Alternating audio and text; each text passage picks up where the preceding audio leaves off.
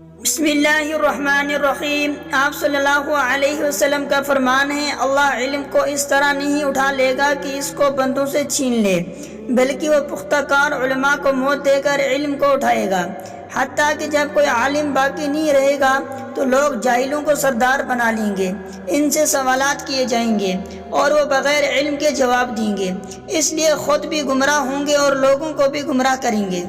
ابو سعید خدری رضی اللہ تعالی عنہ سے یہ روایت نقل کی گئی ہے، وہ فرماتے ہیں کہ عورتوں نے رسول اللہ صلی اللہ علیہ وسلم سے کہا کہ آپ صلی اللہ علیہ وسلم سے فائدہ اٹھانے میں مرد ہم سے آگے بڑھ گئے ہیں، اس لیے آپ اپنی طرف سے ہمارے وعظ کے لیے بھی کوئی دن خاص فرما دیں۔ تو آپ صلی اللہ علیہ وسلم نے ان سے ایک دن کا وعدہ فرما لیا۔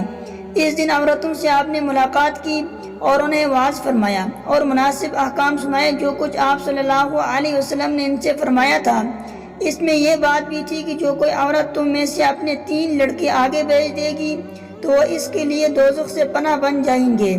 اس پر ایک عورت نے کہا، اگر 2 بچے بھیج دے؟ آپ صلی اللہ علیہ وسلم نے فرمایا، ہاں، اور 2 کا بھی یہی حکم ہے۔ رسول اللہ صلی اللہ علیہ وسلم کی بیوی عائشہ رضی اللہ تعالی عنہ جب کوئی ایسی باتیں سنتی جس کو سمجھ نہ پاتی تو دوبارہ اس کو معلوم کر لیتی تاکہ سمجھ لے۔ چنانچہ ایک مرتبہ نبی کریم صلی اللہ علیہ وسلم نے فرمایا، جس سے حساب لیا گیا اسے عذاب کیا جائے گا۔